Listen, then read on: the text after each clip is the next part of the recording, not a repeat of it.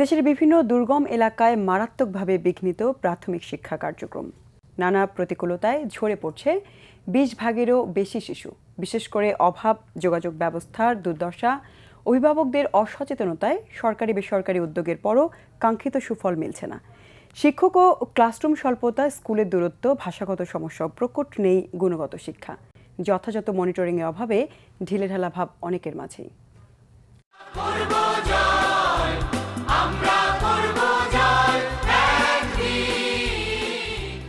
বলা হয়েছে শিক্ষার জন্য প্রয়োজনে সুদূর চীন দেশ যাও, এ যেন সেরকমই। আধুনিক সুযোগ সুবিধা বঞ্চিত এই ছোট্ট শিশুদের জ্ঞানের অন্বেষণে প্রতিদিনই হাঁটতে হয় কয়েক মাইল পথ। আর কোনো রাস্তা না থাকায় বর্ষা মৌসুমে বন্ধ থাকে স্কুলে যাওয়া আসা।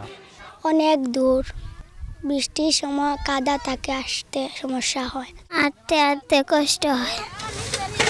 নানা প্রতিকূলতায় জীবন সংগ্রামে হেরে যাওয়া শিশু শিক্ষার্থীর সংখ্যাও কম নয়।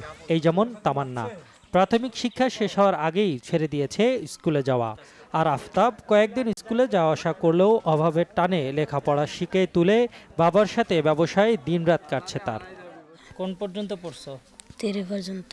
কয়দিন আমার অভাবর দ্বারাই বন্ধ করেছিলাম, লাখু বাদে হয়েছি যাইতো স্কুল। 3 পর্যন্ত পড়ি, ভালোকে দোকানদারি সাহায্য করার দিলাম। এমন ছবি দেশের দুর্গম এলাকার। তাই তো ভর্তির হারে প্রায় 100% সফলতা এলেও ঝরে পড়ার হারও বড় চিন্তার কারণ লক্ষ্য অর্জনে। প্রায় 4 ভাগের 1 ভাগ শিশুর ভবিষ্যৎ মুখ থুবড়ে পড়ছে সহসাই। শিক্ষাক্ষেত্রে অগ্রগতি অনেক সাধিত হয়েছে। যারা প্রথম শ্রেণীতে ভর্তি হচ্ছে তার প্রায় 30% ছেলে মেয়ে এটা পঞ্চম শ্রেণী পাশ করবার আগে ঝরে পড়ছে। শিক্ষা ব্যবস্থাকে বিকেন্দ্রীকরণ করতে হবে, পলিসিগুলি হইতে হবে একবারে স্থানীয়ভাবে। প্রাথমিক শিক্ষা অধিদপ্তরের কাজ হবে ওটা মনিটর করা। স্কুলগুলি মানুষের কাছে যেতে হবে। দুর্গম এলাকার স্কুল বৈশিষ্ট্য একটু অন্যরকম ভাবে হইতে হবে। আবার এই স্কুলটিতে শিক্ষকের অভাবে প্রাক প্রাথমিকের ক্লাস চলছে বড়দের সাথে। আর যতটুকু শিখছে তা তো খুব একটা দেখা নেই গুণগত মানের। তাই প্রতিযোগিতায় শহর এলাকার শিশুদের থেকে আরও ছিটকে পড়ার আশঙ্কা। তুমি বলো পাখি ইংরেজি কি? What is your mother's name? I am Habiba.